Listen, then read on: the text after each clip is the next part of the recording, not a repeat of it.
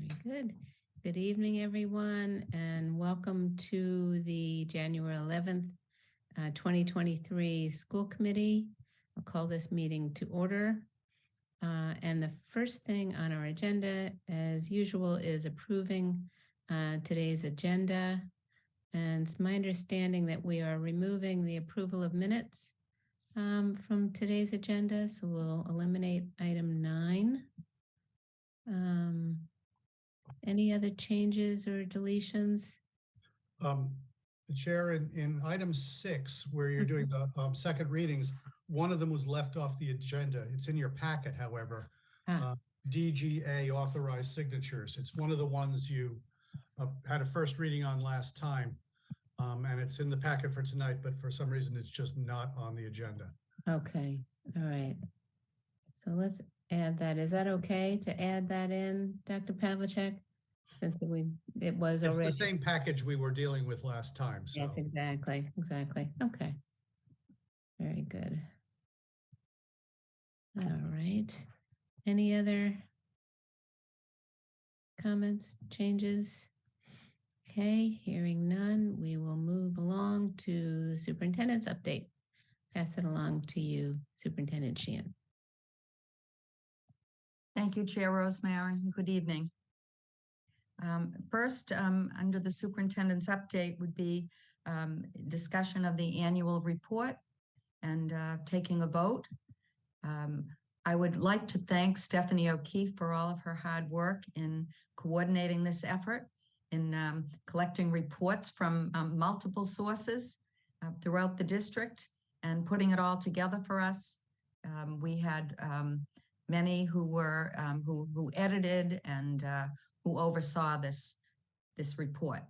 So I think that at this time you may want to discuss a vote, or do you want to hold on that?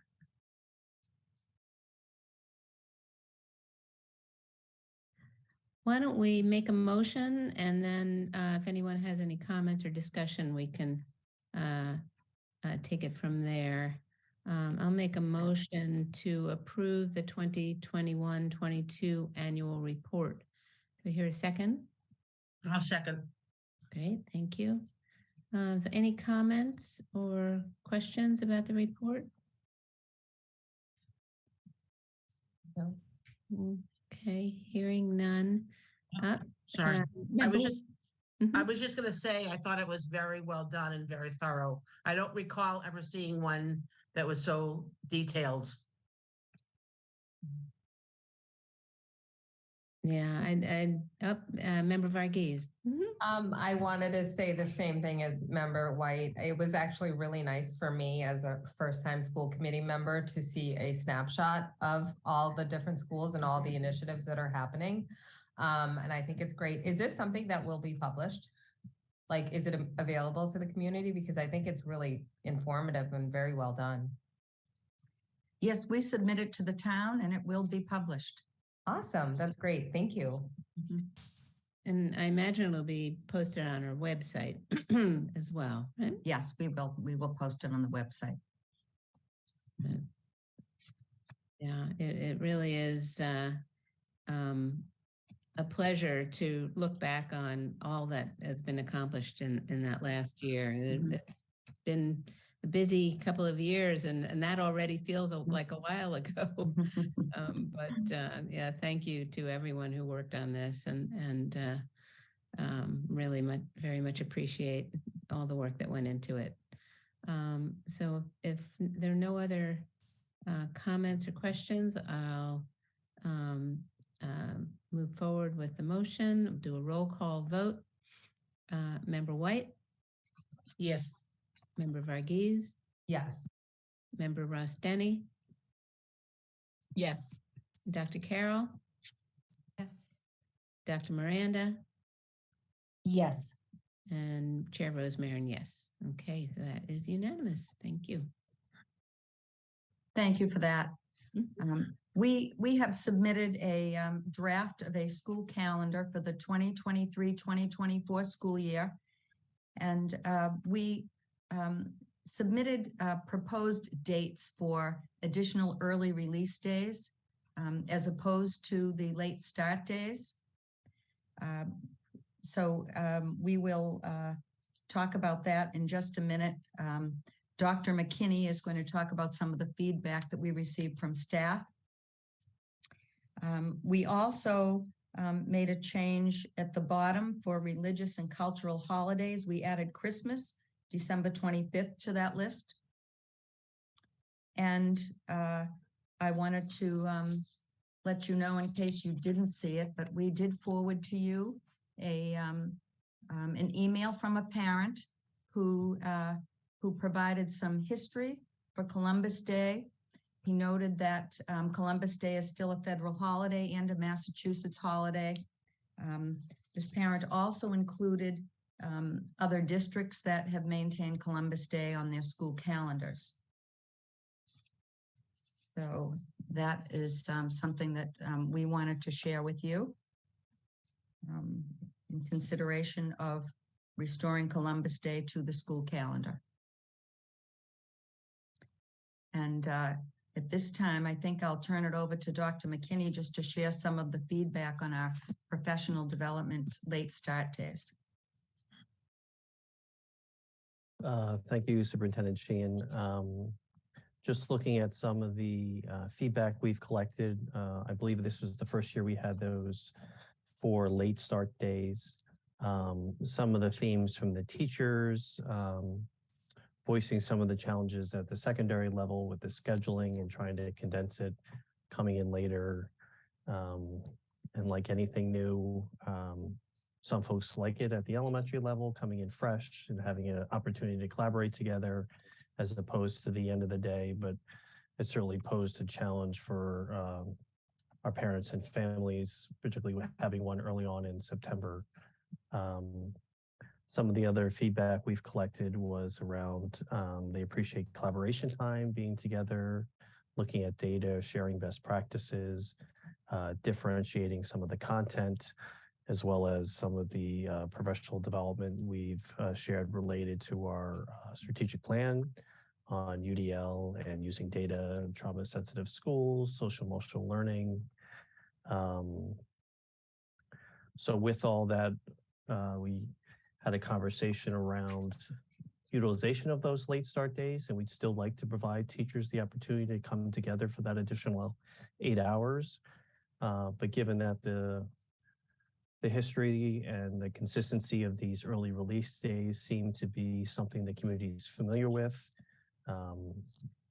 we added additional early release days that would be something of consistency and continuity for all our constituents, the students, the parents, and the teachers, to know that over the course of the year, we'll have those release times, both for collaboration time, some PD time, but also some conference time.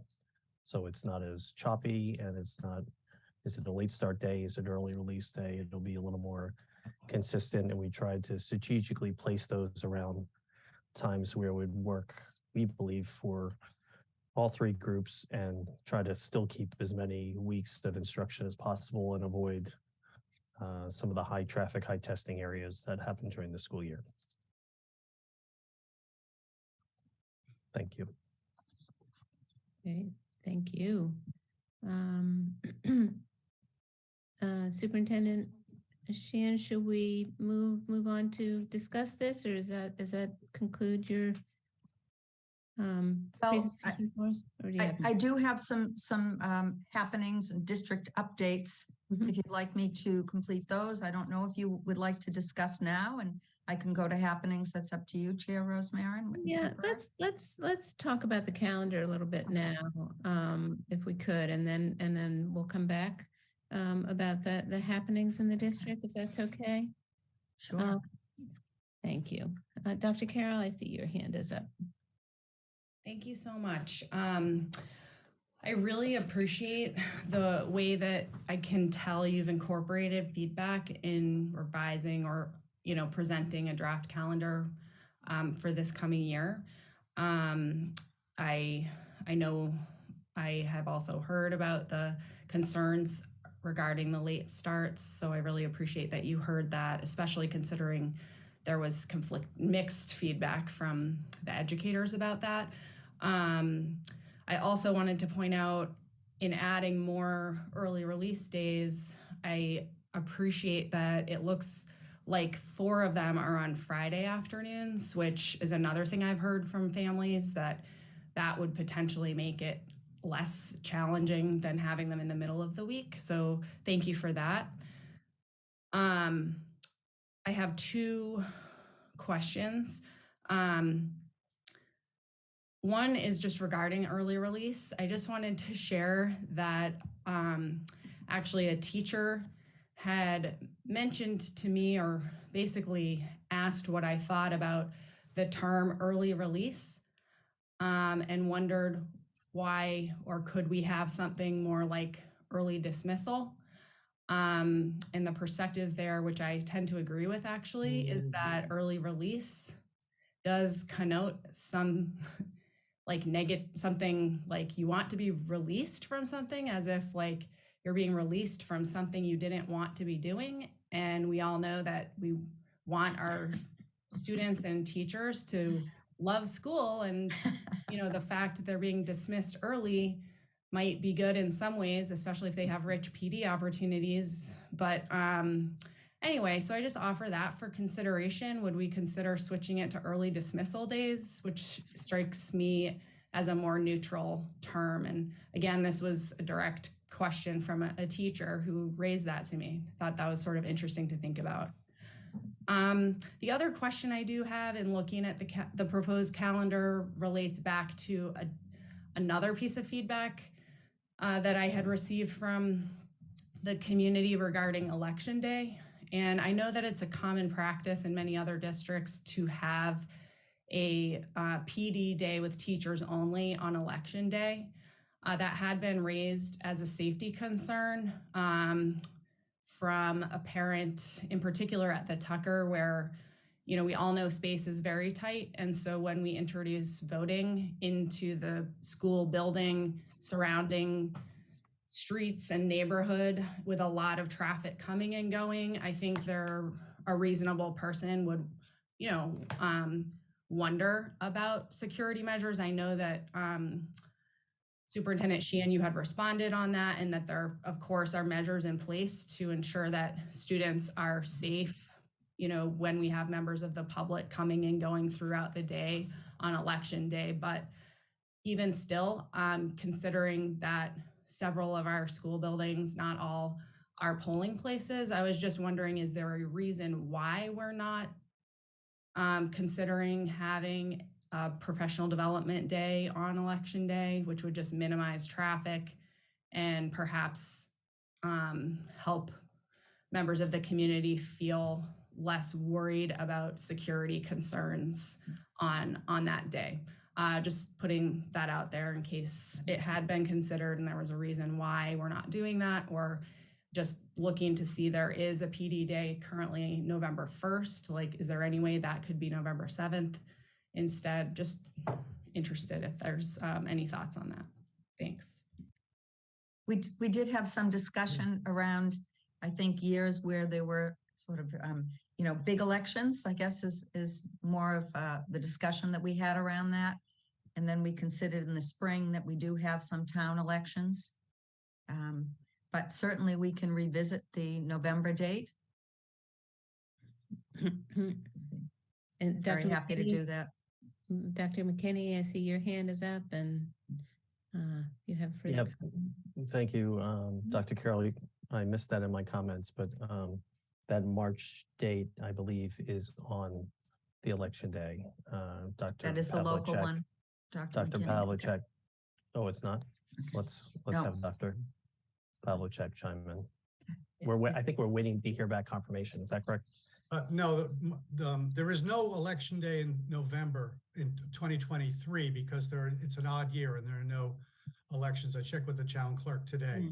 The March 5th, however, Professional Development Day, is the presidential primary for 2024. Sad it is to think about that already, but that's when the presidential primary is. So we actually have put a full day, Great. Professional Development Day on an election day. It's just not the one you expected. Okay, great. Thank you. Yeah, terrific. Thank you. Any other comments or questions? Just so you are all familiar with the process around calendars. This is our first conversation about the calendar. It usually comes as a draft from central office with their recommendations. We can discuss these items and then we'll bring it back to a subsequent meeting for an actual vote. So we won't take a vote today, but we're just discussing the questions that we might have. Member Varghese. I just want to clarify, we're not proposing doing late starts for the next calendar, right? Is that what I'm understanding? Okay. And then I'm good with changing it to early dismissal day. I think that's a nice recommendation. And I did see the email that Superintendent Sheehan mentioned, and I mean, could we come to some sort of compromise and do a combination of the two, or how would the other members feel about that?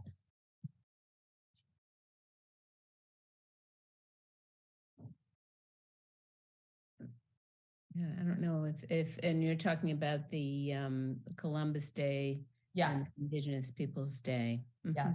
Mhm.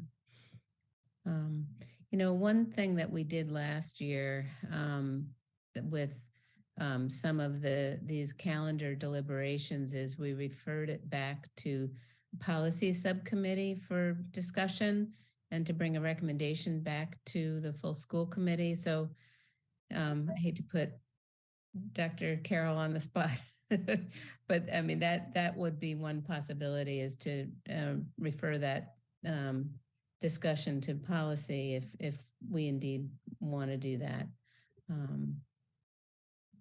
But happy to entertain other people's thoughts.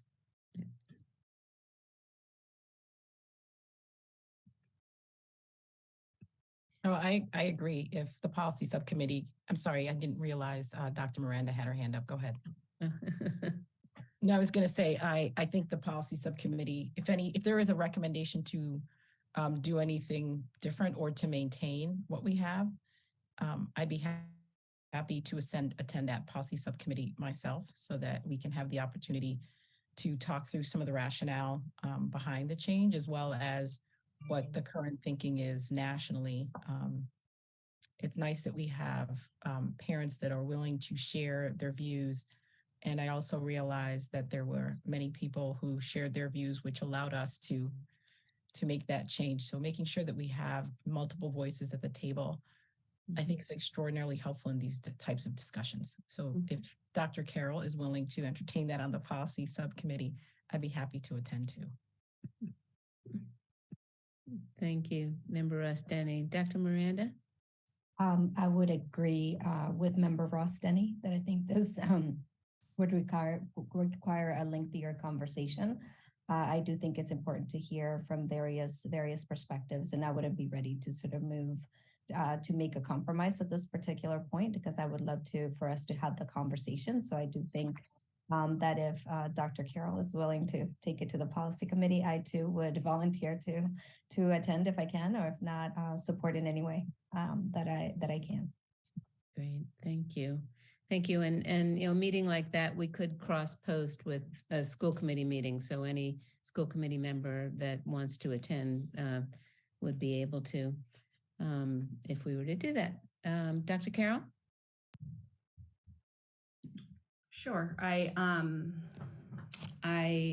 am happy to have this be on a policy committee agenda, subcommittee agenda, I should say. I agree with my colleagues who've already spoken that this would be something important to, consider carefully and think about in an inclusive way, which, of course, does include considering the perspective of the member of the community who has raised this concern to us now.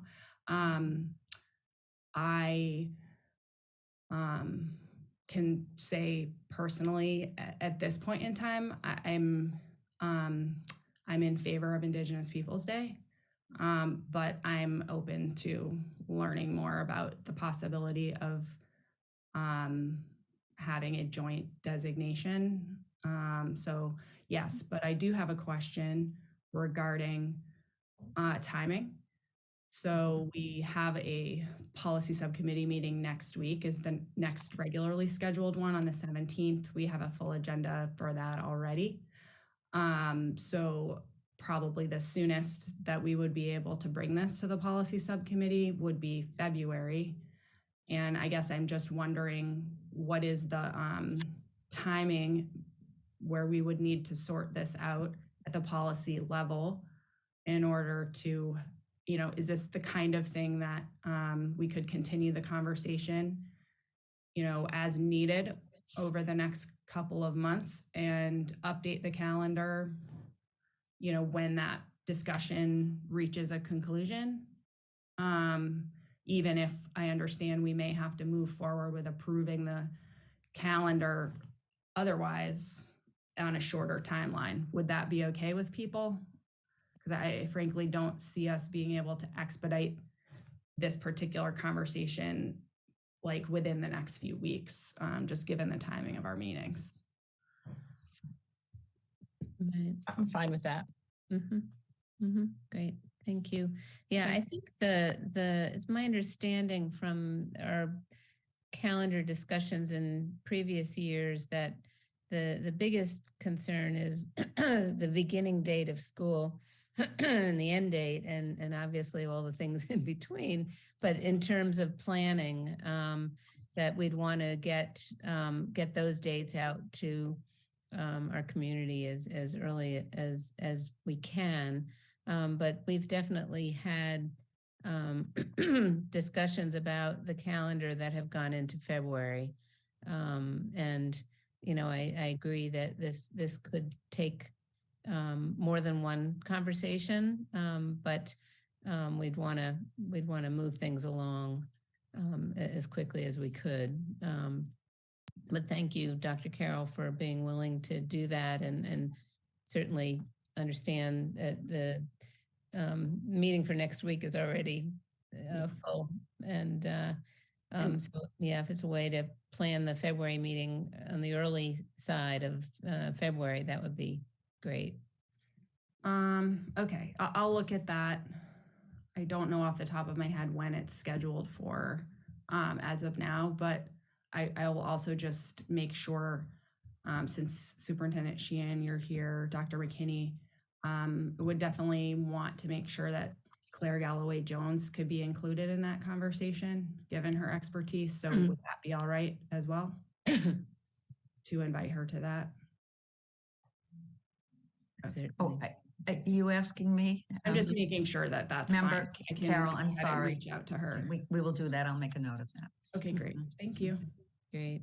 Yeah, and I'd also just like to remind people about our process last year. Similarly, went back to policy subcommittee when we were talking about recognition of a number of holidays that weren't on the calendar, and whether we in fact wanted those to be days off from school and the like. And what we determined at that time was to add that section that you see on the bottom of this calendar that includes, important religious and cultural holidays that are happening during the year. We did have a couple of things. We did have on the last calendar a statement at the bottom that talked about, although these holidays do not have a day off, that staff are encouraged to do everything they can to accommodate the students and families' observances of these holidays, or something along those lines, which I think would be nice to include that on the bottom of our calendar if we can, if we have room. I know how hard this is to format this all. One other item that I think we should add is Eid al-Adha. I'm not sure if I'm saying that correctly, but in 2024, that falls on June 17th. So it's before school lets out. This year it's on June 29th, so it's during the summer, so we didn't have it on the calendar, but it's a holiday that moves around, and I think we should include that in that list down below with June 17th. Yeah, and just want to thank Charlene Roach also for all her efforts in the challenge of formatting this calendar. She moved back to our previous format just because it was more workable. But I think we're managing to include all the components that we had before.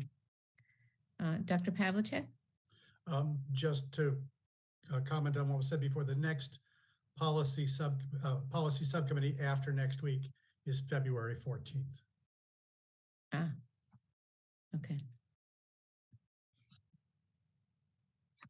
So will that be soon enough in terms of what the schools need in terms of scheduling for us to make a decision sometime after February 14th?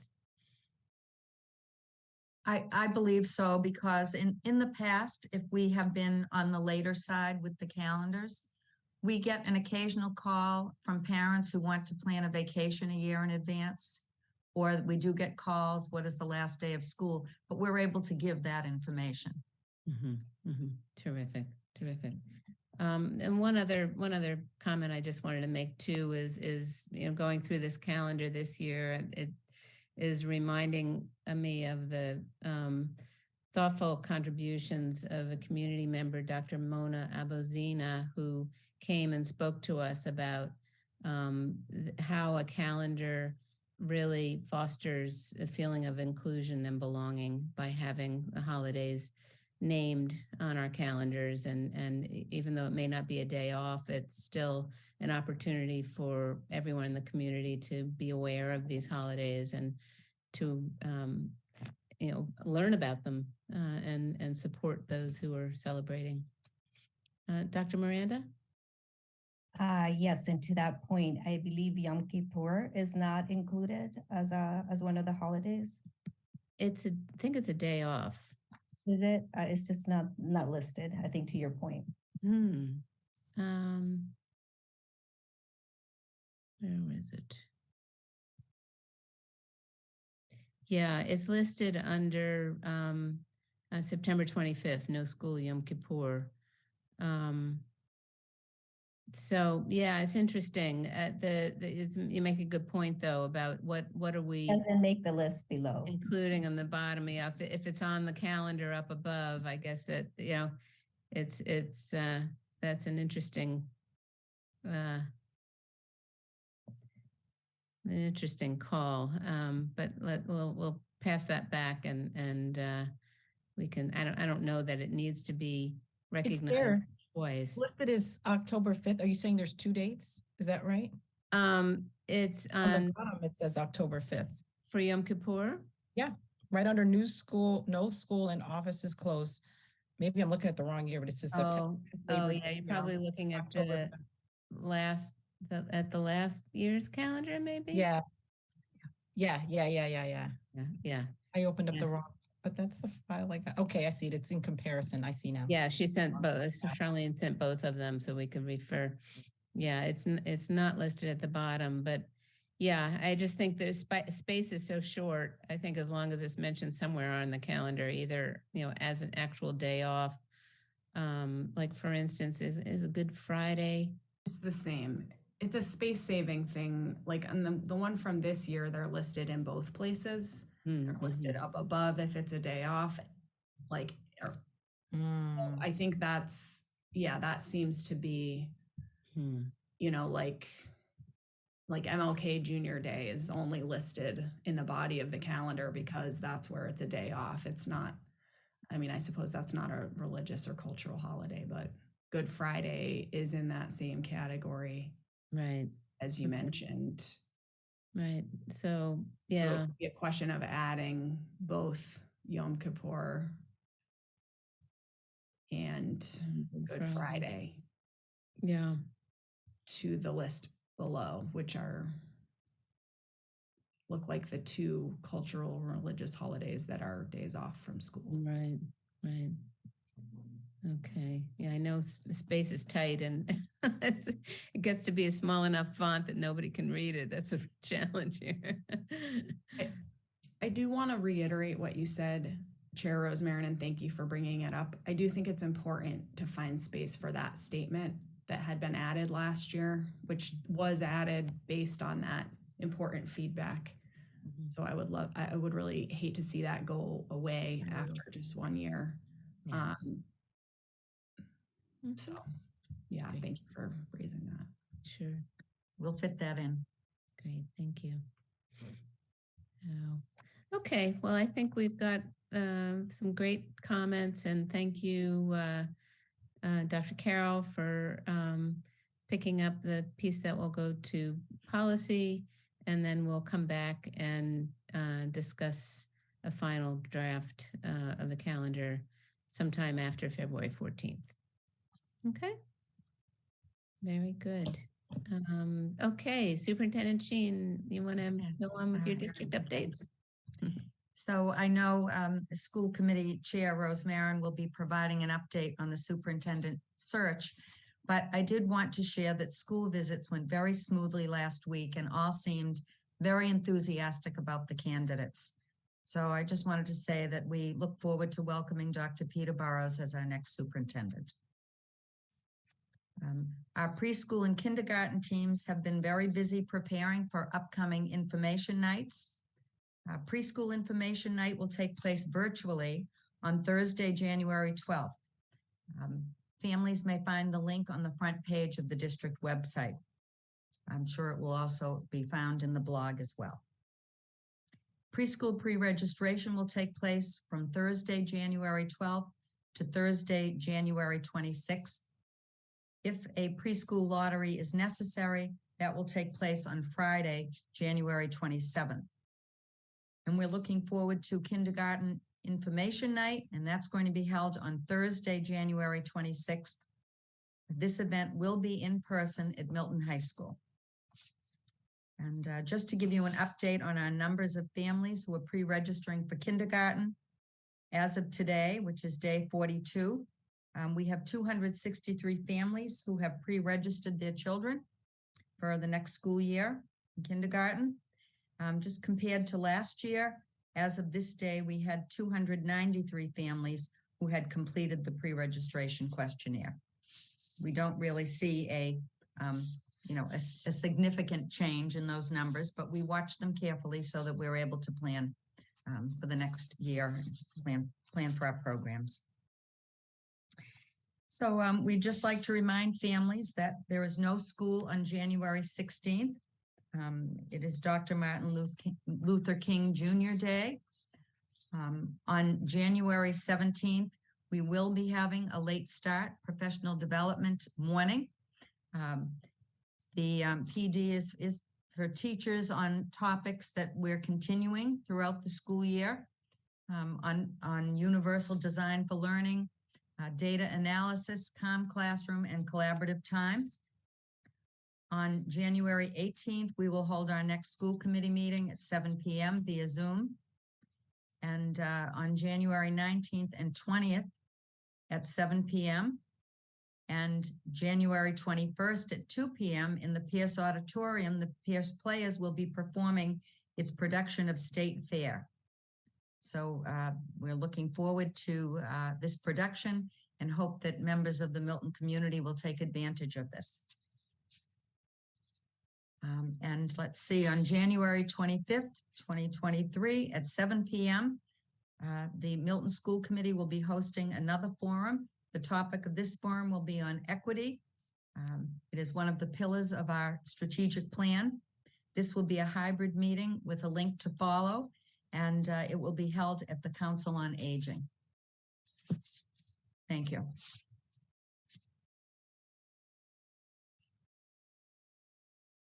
Thank you, Superintendent Sheehan. Next on our agenda is Citizen Speak. It's an opportunity for folks to share their thoughts with us. We have 15 minutes set aside. And if there are people in our viewing audience who would like to speak, you can raise your hand in the raise hand function, and we will promote you so that we can hear what you have to say.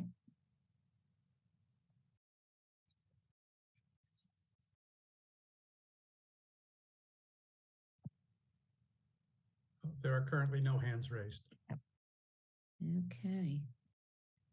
Very good. Okay, so we will move on then. Just find my agenda. Is chair's report. So I just wanted to provide an update on the superintendent search. And just wanted to say I'm pleased to announce the news that Dr. Peter Burrows has accepted our offer of the position of superintendent of Milton Public Schools, subject to successful contract negotiations. Following school visits and public interviews with our 3 finalists on Tuesday and Wednesday of last week, hearing substantial community feedback and holding a discussion and vote in open session on Friday, January 6th, the school committee voted unanimously to appoint Dr. Burrows. And if folks in our viewing audience are interested, they can view the interviews on Milton Access TV's website on their on-demand video on-demand section of their website. And I just want to make some give some thanks to those who were involved in the process. Thanks to the screening committee for their efforts, or a group of 11 members of the screening committee for their efforts in screening 19 applicants, coming up with questions and interviewing 7 of those applicants and narrowing down the search to 3 finalists that were recommended to the school committee. We had a number of opportunities for community input into our superintendent search process. Many people attended our focus groups and responded to our survey about our district's leadership needs. Many people attended our candidate receptions at our schools last week, and many watched our interviews last Wednesday. And we encourage the Milton Public Schools community to email us to express their opinions and share their advice. And we'd like to thank everyone who took part in this important effort. We received many thoughtful emails that reflected serious and heartfelt consideration by those who took the time to write. And it reinforced for us what an important decision this is for our entire community, and how engaged and what a caring community Milton is. So we feel lucky to be part of this community. We were also lucky to have 3 very strong finalists, and we want to thank Dr. Peter Cushing and Ms. Nan Murphy for their interest in our district. And the school committee wishes both Dr. Cushing and Ms. Murphy much success in their future endeavors. A little bit about Dr. Burrows, his proven leadership as a superintendent for a decade and in Vermont, and his exceptional change management skills were important factors in our decision. Dr. Burrows began his career teaching at a community college, taught English in Japan, South Korea, and Mexico, and was a teacher, assistant principal, and principal in Eugene, Oregon, before taking his current job as superintendent of the Addison Central School District based in Middlebury, Vermont. Dr. Burrows received his bachelor's degree in English from the University of Oregon, a master's degree in teaching from the School of International Training, and a doctorate in educational leadership from the University of Oregon. We're also grateful to our acting superintendent, Janet Sheehan, who has ably served as interim superintendent since July 2022. And we're working with central office administrators to finalize the leadership plan through the end of this school year.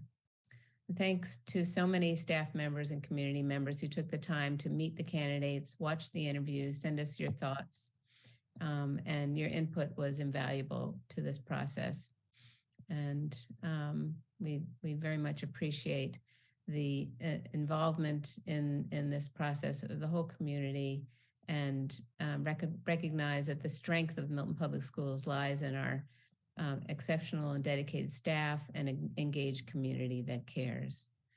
So thank you, and we're looking forward to concluding our negotiations with Dr. Burrows and sharing that news as soon as possible.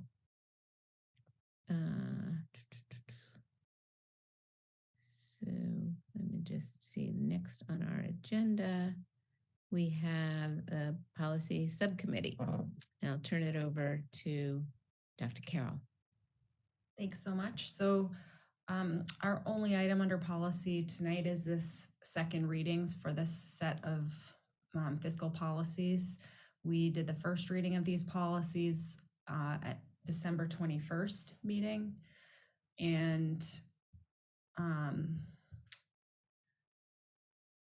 let's see, I'll just quickly review the changes that have been proposed, and we'll be able to do the second reading tonight. Policy DBC, and these are the updates and recommendations from Dr. Pavlicek. Thank you again so much for all your time and work to analyze the recommendations we had received from MASC on this number of fiscal policies.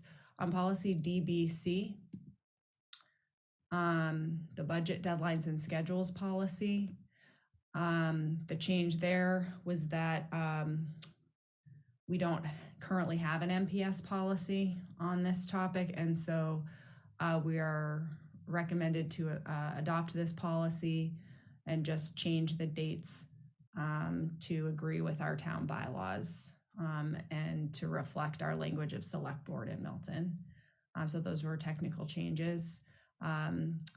To adopt policy DEC, federal funds supplement, not supplant policy. We do not currently have a policy, so that was the recommendation to accept this update from MASC. The next one, policy DGA. The recommendation on that was just to keep the language of town. So again, these are minor edits to the recommendations sent by MASC. That was the same recommendation under DH, the bonded employees and officers policy. Dr. Pavlicek recommended that we adopt DI as is, the fiscal accounting and reporting policy. Same with DIE on audits. Our policy is out of date currently. Same on DJ purchasing policy. Our current policy is out of date. And again, with DJE, our procurement policy, to adopt MASC's recommendations because our current policy is out of date. Policy DK on payment procedures.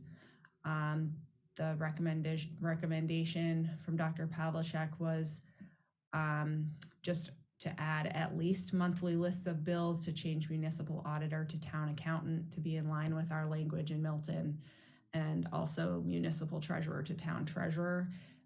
Finally, on DKC, the expense reimbursements policy was recommended to adopt that as is. So I'd like to make a motion to approve a second reading of this set of policies in our packet. And if there's a second, we can open it up to any questions or comments. A second. A second. Okay, thank you, Member Ross-Denny. Does anyone have any questions or comments about any of these? Okay, in that case, we'll do a roll call vote. Member Varghese? Yes. Member White? Yes. Member Ross-Denny? Yes. Chair Rosemarin? Yes. Dr. Miranda? Yes. And I'm a yes as well. Thank you again, Dr. Pavlicek. And that concludes policy for tonight. Great. Thank you, Dr. Carroll. And next we have our finance subcommittee report, and turn that over to Member White.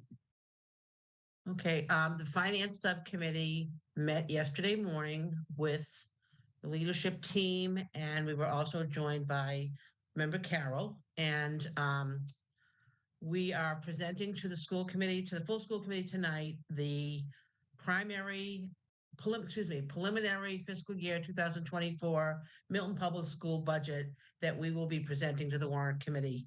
The discussion continued with our leadership team on the budget, and the changes are being made on a regular basis as our needs change. And as everyone here is aware, our school population has grown and continues to grow. The pandemic's impact on student learning and social emotional well-being, as well as an increased population of students with special needs, is growing. And the district has significant needs, and this budget request reflects our needs. So I'm going to turn this over to Glenn Pavlicek, Dr. Pavlicek, to walk us through a PowerPoint that he developed that speaks to our request, our rollover budget, the ARPA funds, and additional positions that we're asking for. So take it away, Dr. Pavlicek. If I could ask Milton Access TV to make me a co-host, I can't share my screen currently. Yes, one moment.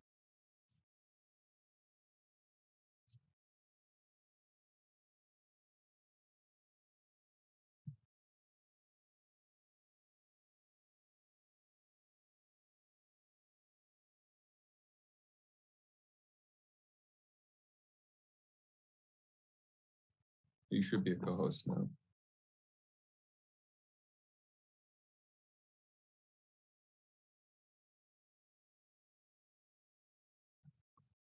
Can people see?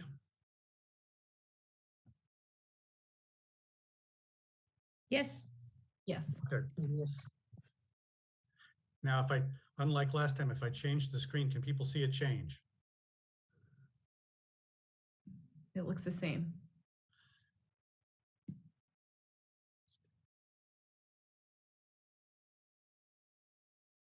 Oh, Can you there you go. see, as unfortunately, for whatever reason, Zoom doesn't like you to do presentations. It wants you to look at it in this mode. But we'll go ahead anyway. I want to begin by this slide, which we've seen before. In order to look at the budget for next year, it helps to look at it from more than the general fund perspective. This year, if you look at what we have with general fund plus ARPA funds for this year, it's $59.6 million to do exactly what we're doing right now. Same staff, no layoffs, no increased staff. It would cost $61.6 million, or about a 3.35% increase, which is not unreasonable in this climate for maintaining a program. The problem is, of course, that with a decrease of roughly $1 million in our ARPA funding for this year, we've hit this ARPA cliff. So whereas, it's a $2 million increase in the overall cost, because ARPA is going down by $1 million, it's really a $3 million increase from the general fund. So that's one of the reasons I like to look at things beyond the general fund, because it looks like a 5% increase to the general fund, but it's really only a 3.3% increase in the budget. And this ARPA cliff is our biggest hurdle for this year.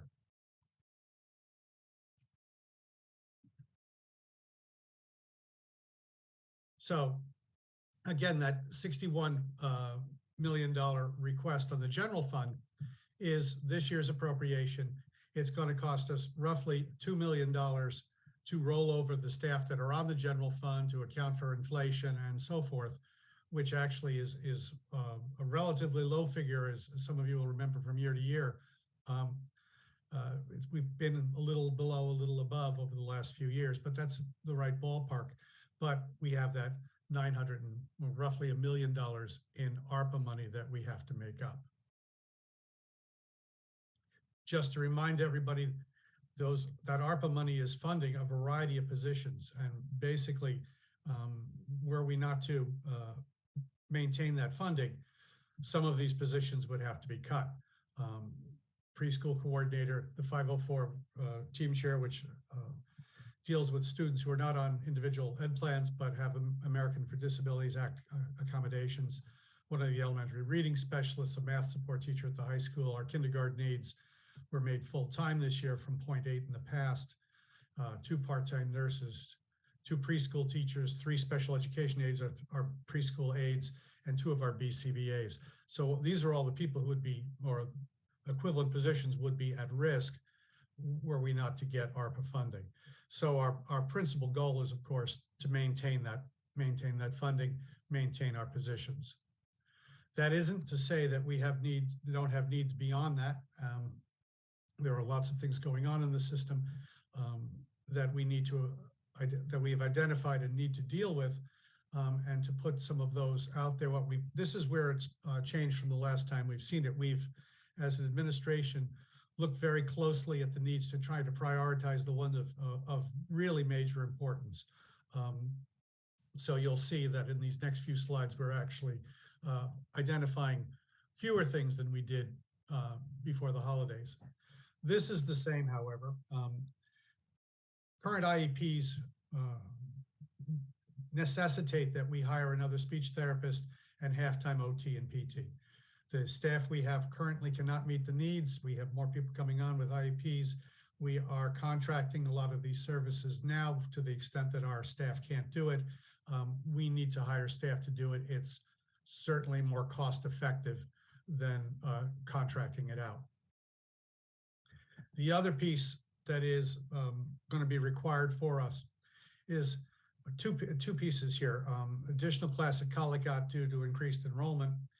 This is an issue with the children on the autism spectrum, and it actually ties back to the space issues. Technically, students in the preschool in this program could have 12 students in a classroom. Unfortunately, they're not in classrooms. They're in the short classrooms. They're in converted other spaces. And so we currently have a maximum enrollment of 9 in those classrooms, and they're full. And we have 2 preschoolers moving up, and we have a couple that are out of district we'd like to bring back. So we need another preschool autism spectrum classroom.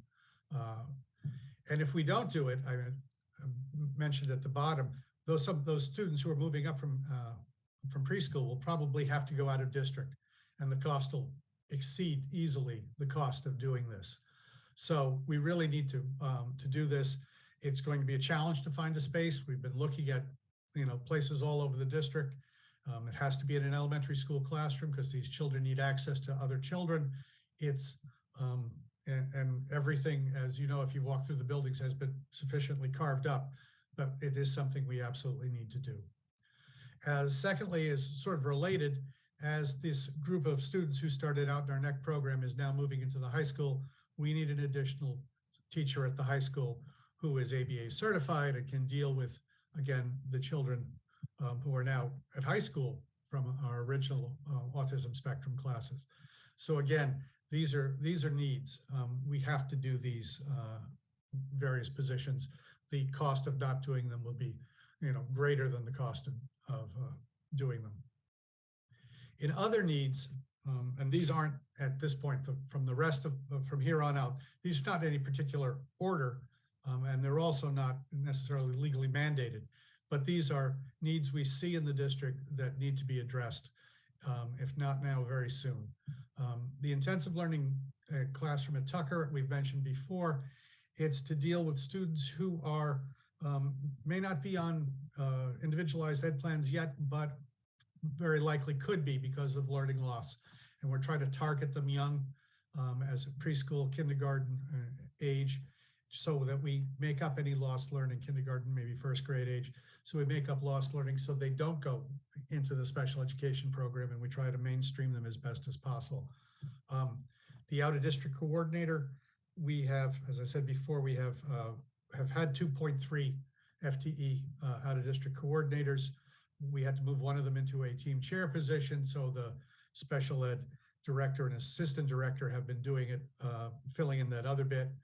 But realistically, with now 54 students out of districts and having to go site visits and have to do all the IEP meetings and evaluations at those places, we really need to increase this to a full-time position. This is again one you saw before from our DEI director. She's looking to have an equity coach to help deal with some of the issues around the school system and help with teacher training and so forth. Stipends for 6 of teachers, 1 at each school, to sort of be the point people for this, and some money for PD memberships and conferences. At the elementary school, again, this is one you saw before. We have the 2 math interventionists who are currently on grant funding. We want to add one that's actually on regular funding, partially to protect the position, but also the fact is that we would like to service more students than we currently service. The 2 have full caseloads. They're servicing the highest need students. We feel there are other students who don't quite make the threshold to be serviced by the limited staff we have, but who deserve some extra support. And so we'd like to add the extra interventionist to deal with that. At the middle school, this is different from what you saw before. Originally, we had talked about another team at the 6th grade, then a half team at the 6th grade. What we're looking actually now is, in talking with the middle school principal, we're looking at targeting it a bit more and looking at a grade 6 ELA support teacher.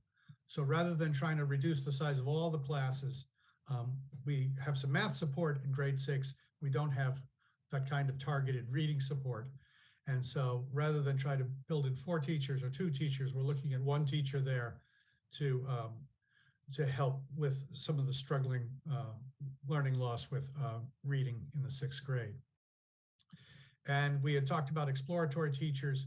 We, currently at the middle school have 70 sections that are in excess of 25 students.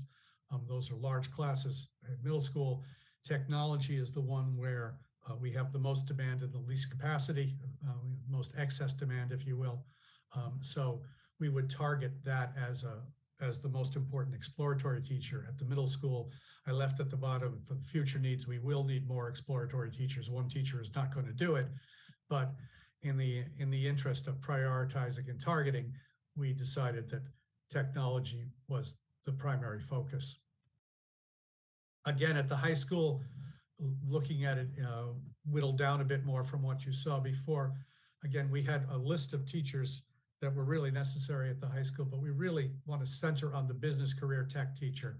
I mentioned yesterday at finance, 27 out of the 50 sections in this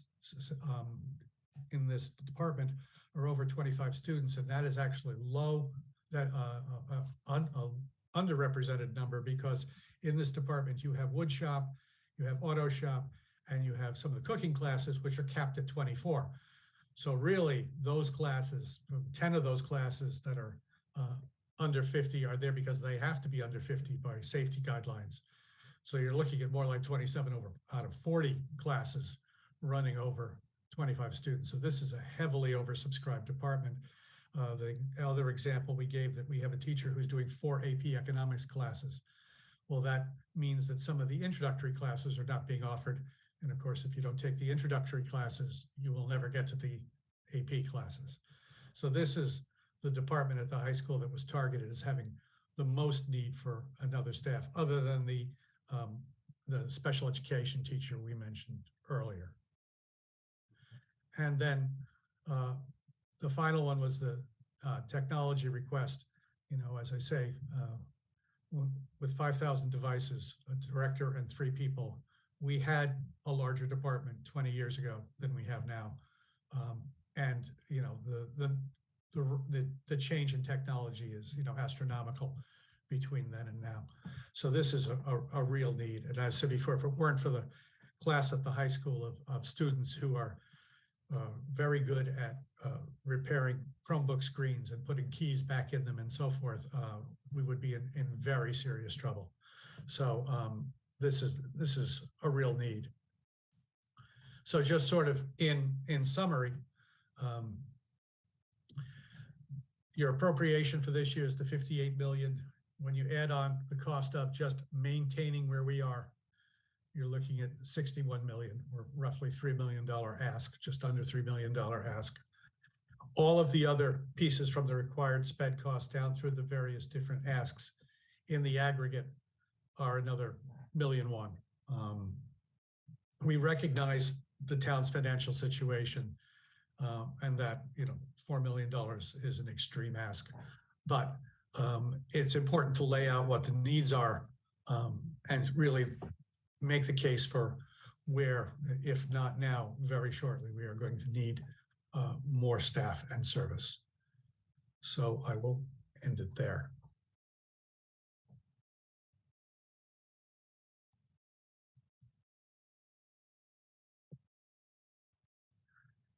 Thank you, Dr. Pavlicek. Any comments or questions from members?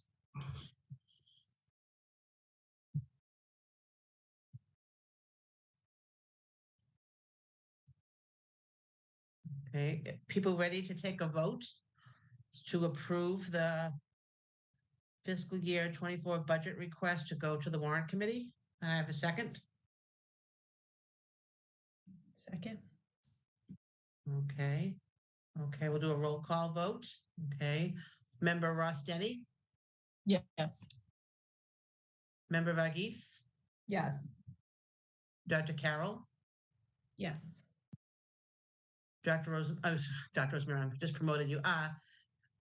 Chair Rosemary, Yes. Dr. Miranda, Yes. and myself, yes. Thank you for that. The next item is that we are requesting that we make a change in the substitute nurse rate.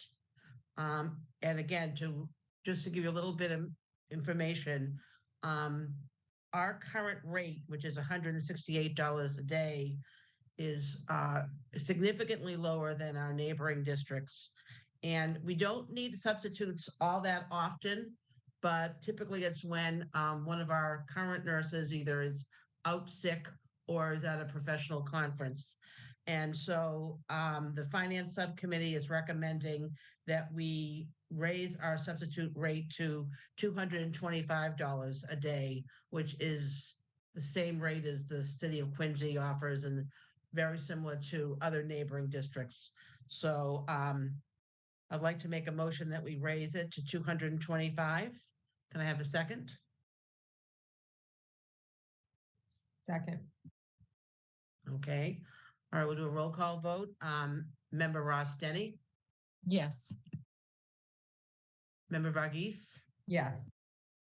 Dr. Carroll, Yes. Chair Rosemary, Yes. Dr. Miranda, Yes. and myself, yes. Okay. And then I'd also like to make a motion to accept the second quarter report as presented. If anyone has any questions about that or any comments before we take a vote? Okay. Can I have a second for that motion? Second. Okay. Okay, we'll take a roll call vote. Member Ross Denny, Yes. Member Varghese, Yes. Dr. Carroll, Yes. Chair Rosemary, Yes. Dr. Miranda, Yes. and myself. Thank you. And last but not least, we have two vendor warrants to approve tonight.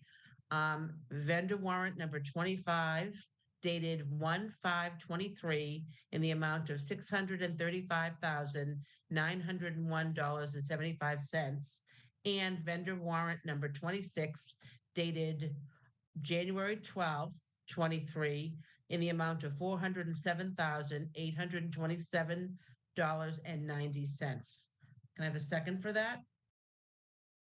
Second. Okay, I'll take a roll call vote for that. Member Ross Denny, Yes. Member Varghese, Yes. Dr. Carroll, Yes. Chair Rosemary, Yes. Dr. Miranda, Yes. and myself, yes. All right, thank you very much. We're done. Okay, thank you, Member White. Next item on the agenda is school building presentation, and I've heard from the chair of the school building committee, Sean O'Rourke, who is still at the warrant committee tonight. Their meeting was at the same time as ours, and I told him I thought our meeting might go long, and maybe it'll work out, but it had their meeting is going long too. And so he's not available to come speak with us tonight, but he's there. It's important because the proposal for the article for the proposal of purchasing the Fontbonne Convent is on the February 13th warrant for a special town meeting, and that's really the priority for Sean's evening. Is to be there. He was there Monday night, and they discussed the issue for about 2 hours, and they did not take a vote that night. It's unclear whether they'll take a vote tonight. When he may have to go back again next week, but he needs to hang in there. He just emailed me his presentation, which I will forward on to you all, and I encourage you to take a look at it. And if you hold on one second. I just got a text from him. He's just got out. So let's see if he can jump on. Hold on one sec.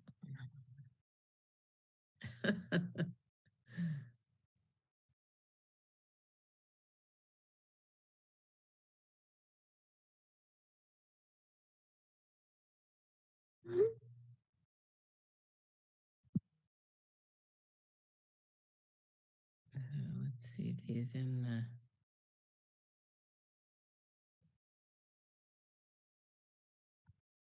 He's at town hall and just trying to log in.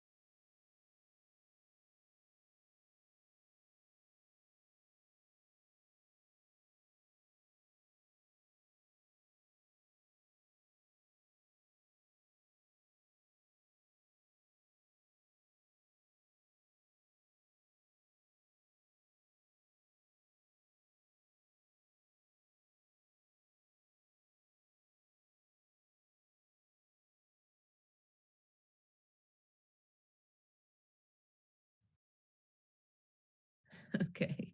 He's just trying to find the link for the meeting. He'll be with us very shortly. Sorry about that. I thought that was too good to be true to have our meeting of all time. Yeah. If he comes in on the public link, I can promote him, so he doesn't have to look for the panelist link. Yeah. Well, let's see. Yeah, maybe if you can shoot that to him, Dr. Pavlicek, so he'll have one way or another. I don't know. I'm assuming that internet must be pretty good at town hall. So he can log in. Oh, there he goes. Yeah, he's in the attendees right now.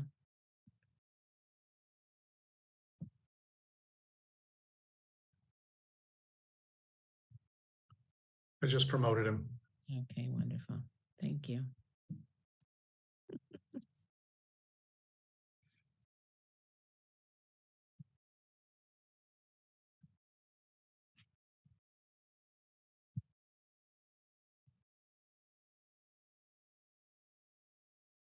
Hi, Sean.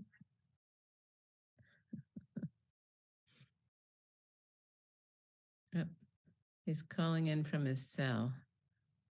Oh, dear.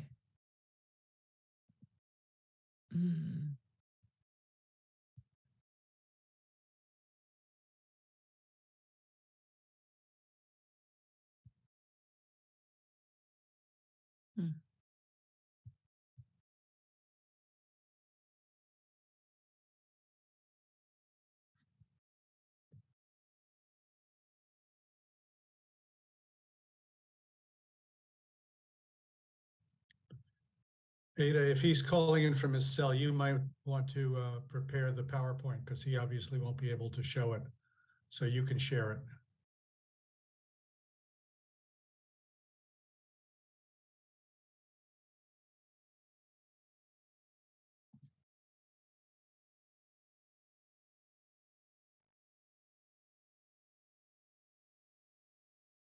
Hey, can you hear me now? Yes, we can, Sean. All right. Perfect. Hey. Sorry about all that. Oh my goodness. Yeah, you have somebody in the other room who can call you if they need you. Yeah, I don't know. So we'll see. Oh dear. Okay. Do you need us to share your presentation or are you able to do it from your computer? No, I got it up now. So if you just give me 1 second, I'll pull it up. All right.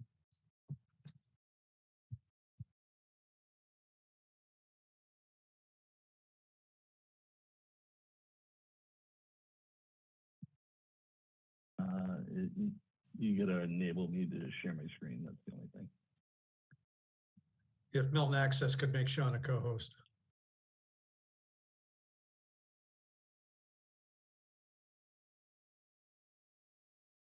Should be good to go now. Yes, sir. Thank you. Thank you.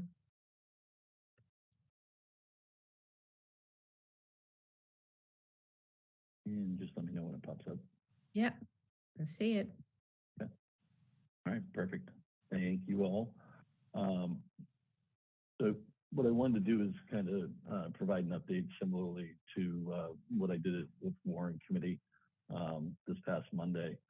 As some of you are aware, a lot of things have been moving fairly rapidly since the fall. This timeline that I have here is kind of representative of kind of where we are now, where we kind of left off in the fall. So even before that, last May town meeting, we had a article that we're ready to do for Gow Road that we pulled back. In doing so, there was additional survey work that we're looking at doing in the fall. And with that, in the fall, I presented to the Warren Committee kind of an update or a primer for what we were looking to do at Gow Road as part of our school building project of an upper middle school.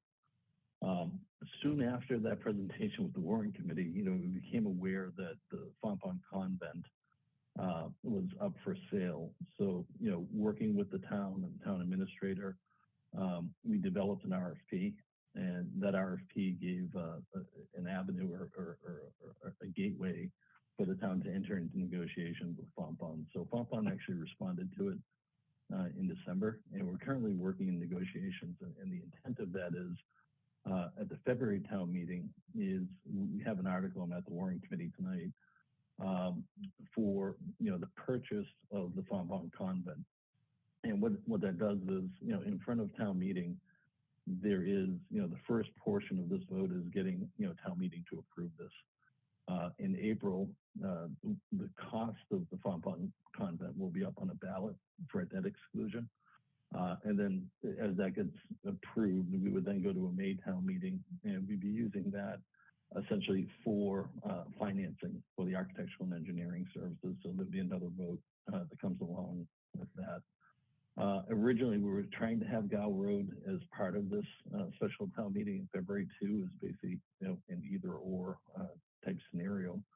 But the survey work that was going on in the final documentations were lagging, so we didn't have time to secure those documents, make votes on them, and have it ready for February. For us, we're still proceeding on a parallel path.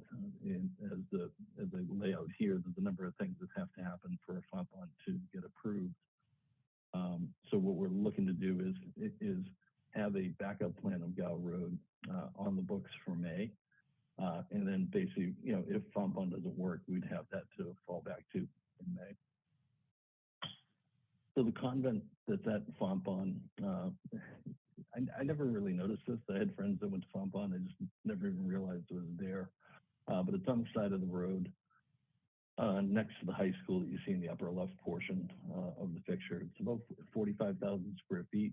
It sits on 3.5 acres. There are wetlands that are like in the upper right-hand portion of this where you see the trees. It's in a residential area, and currently they have it listed for $8.5 million.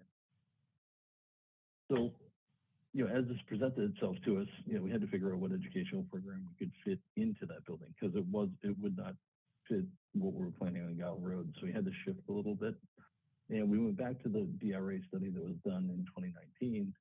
And, the thought of an early childhood education center is kind of, we went back to the books on that and started looking at that of how that would fit in. So the layout of that had about 26 classrooms, and then space-wise was about 60,000 square feet or 59,000. So part of what we want to do too is the update of the enrollment and the grade configuration. So currently, the grade configurations for the district look like this. The 4 elementary schools that feed up to a single middle school, and then the singular high school. So the proposed with an early childhood education center would be taking pre-kindergarten and kindergarten out of the elementary schools and down to an early childhood education center, and then basically freeing up space at the elementary school level. Unlike the Gal Road option, which did all levels, this was one that, again, we're trying to fit it with what we have at Fontbonne, a smaller site, but an existing building. The enrollment numbers currently, the latest numbers that we've got from NASDAQ, I ran through and basically regraphed them, so we have them. The dashed line you see is the capacity within the elementary schools at 1,900. And as you can see, we're operating about 1 grade level above that capacity. So when we look at that graph and we highlight, the pre-kindergarten, kindergarten populations as part of that and take it out, which is basically what we'll be doing as part of this project, it brings us down below that capacity line. So basically that's our goal as part of this project. So it works. As as we were working in the fall, we were looking at talking about modular classrooms. And as we were looking at that and talking about it, the cost to do the modular classroom options, for a short-term solution was $7 to $8 million. So as we were looking at that and Fontbonne came up, roughly about the same cost, it made us start focusing a little bit more on that as a way to better spend the town's money. The map that I show up here is basically a plot plan of the existing area. The boundaries of it are shown in blue. The green areas that you see there are the wetlands and the wetland boundaries, like I said, that exist behind it. The interior space of the convent essentially have wings that extend out in each way. Basically, they're made up of bedrooms and rooms along the edges and a center hallway that's about 6 feet wide. So as you look down the hallway here, you can see it's a center hallway with rooms that bookend on each side. Inside the rooms, typical layouts that you're seeing here. And I present these, more to give people a view of, inside of, what we're looking at renovating. There's a TV room for the nuns here that's basically, big and wide open. We figure we can build this out for a classroom space pretty easily. And then even the chapel area, lends itself for, an auditorium or a gymnasium or just some type of bigger open space. But when we look back at those other rooms and how do we fit kindergarten classrooms in there, it takes up a majority of the hallway and the adjacent rooms. So, when we started looking at this, it's going to be a significant renovation when we actually proceed. That type of renovation through the Mass Building Code is basically listed as a level 3 alteration. That comes in when you modify more than 50% of the floor. And by doing so, it triggers, a number of upgrades that are required: fire protection, HVAC, accessibility, structural review for earthquake, seismic, electrical, information technology, and energy conservation. So what we've done is, as a school building committee, in jointly with the school committee, is we've hired DRA Architecture. We're asking them to do a feasibility study to look at everything. Part of what they're including is a separate mechanical, electrical, plumbing team, a fire protection team, civil and structural. And basically, we're looking for them to develop conceptual educational programs, layouts, and then most importantly, an order of magnitude cost estimate. So with that, that's kind of where we're at right now. And I'll open up to any questions.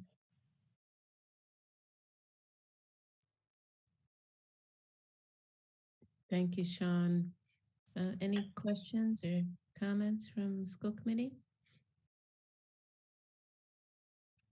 Member Ross Denny. As usual, I just want to thank you, Sean. Like, you have pivoted from the old days where we were talking about a building and a land swap to finding a more pragmatic solution that will help us in the long term and is far more cost effective and pragmatic than modular spaces. I think it's a great opportunity for the town if we have the vision and the willingness to approve this. There was a question that I received. I wish I had this original thought. You mentioned a debt exclusion earlier. Could you explain what that means relative to an override, a building override that might be necessary to fund the renovation? But for those of us that aren't as astute to the renovation laws and costs, it would help myself as well as I'm sure the public. Yeah, definitely. And that was actually one thing that I started looking up too, because I wasn't familiar with it, going into this. So, essentially a debt exclusion is a financing tool for the project. Essentially what it does is it only stays intact as long as the project, as long as the project is funded. So if you do a 20-year debt exclusion, after 20 years it would come off. Whereas an operational override, once you do that override, it's essentially a permanent thing ongoing. So in short, the debt exclusion expires at one point where an operational override would not expire. Dr. Pavlicek. Yeah, it's an old veteran of these. What it does is it takes the interest and maturing debt payment associated with the project each year and exempts it from Proposition 2.5. So it's not eating into your levy limit for Prop 2.5. Your Prop 2.5 levy limit stays where it is. This goes on top of it. So it allows the town to raise the money to do it without having to sacrifice other costs within the town to stay under the levy limit. It's what we did for the last school building project. And basically what happens is whatever the cost is that year is added to the levy limit, just enough to fund it. And then as Sean said, as you pay it off, it goes down and eventually disappears. So it is how we funded the buildings that we're in now. And that should be actually coming off in a few years as they start to roll off. There were several debt exclusions over time to fund parts of it, but as they roll off, this would be coming on. Thank you, Dr. Pavlicek. Member White. So just for my time frame, I was going to ask Sean and maybe Glenn to speak about this. If we, if the select board and their representatives get an approval for the price of this convent, and then we move to warrant committee and they approve it, and then we go to town meeting, they have to approve it, and then we go to the voters and they have to approve this purchase. When might we know what the cost of renovating the building might be? When would be your sense of when we would have that proposal? So that's part of the component we've asked the RA to do, initially to do a high level order of magnitude cost estimate. Right now we're working on doing the programmatic elements of that too. So, typically with a high level cost estimate, as quickly as we're reacting to this stuff, it's not going to be as granular as something you would find when, a fully baked design is bid out. So typically what they'll do is they'll take square footage costs or historical cost data and apply it to it. So, MSBA actually publishes all their construction data for projects that are going on right now. And my guess is they'd be utilizing something like that to provide those. So timing wise, I'm hoping to have that before the town meeting. Thank you. Dr. Carroll. Yeah, thanks again, Sean. So I have just a couple of quick questions. I understand we're still waiting for the feasibility study back. That may answer these questions, but in case you have any insights, do we have, or I guess, what's the latest sort of estimate of how many students would fit into this space? Or is that something the feasibility study will determine? Two parts. So we're utilizing the previous space study that was done that had long-term goals that DRA did back in 2019. And based on that, there were 26 classrooms, I believe, of what they were doing. And I think our initial mix of those classrooms would be 19 of kindergarten, 7 of pre-kindergarten. Total population for what they would be doing, I have to kind of go back to the graphs that were shown before, but it's based on the current enrollment. Okay, thanks. And this may be a premature question, but at what point would we be kind of getting input from those educators, our pre-K and kindergarten educators, as far as like how this space would need to be set up to work well from their point of view? Yeah, good question. So, part of it is, the process to design this space that we're doing isn't going to be a 2-month process. So, our goal is once we get the funding for it, you're looking at a minimum of probably a year for design efforts that are going to go in there. So across that year is essentially where you're going to have some of those inputs. As we bring an architectural and engineering team on, an owner's project manager on, there's a lot of opportunities for integral meetings to kind of tap that, what they're looking for if they're going to be the ones operating in that space. Okay, thanks. I might just add to that that what the educational program is that goes into this new school building will be under the auspices of the school committee. So, that I would imagine that we and folks in the district who are involved in early childhood would be very involved in looking at what we need to have in that building. And just earlier today, I had a first conversation with a district early childhood coordinator, Bernadette Butler, and Superintendent Sheehan to talk about just this. And, we have to remember that the space needs study was done actually 4 years ago. It was January 2019 when it was completed. And our, the situation has changed a little bit. And we just need to be sure that we're up to date on where we stand and what our needs are. And, in terms of what a building would need to have in it.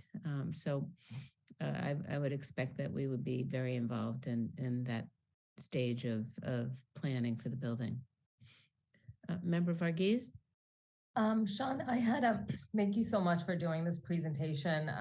I echo Member Osteni's comments, like it has changed so much, and I appreciate you staying on top of this and really keeping us informed. I just had a couple of questions. So are the 26 classrooms that you mentioned, is that based on our current number of students that we have? I believe the current number of students we have would fit within that space. Okay. Where we derive the number of classrooms, physical classrooms, is going back to that space study that was there. As Member Rosemary just mentioned too, that was done 4 years ago. But part of it is what I asked you before, like a little bit of relief. Is we are trying to work very quickly to respond to something that's on the open market right now. Ideally, we would have everything fully well-baked and worked ahead. But that's the nice thing of having that study back in 2019. We're using that as a baseline as a starting point. Okay. And then as we move forward and get it approved, we can adjust. Okay.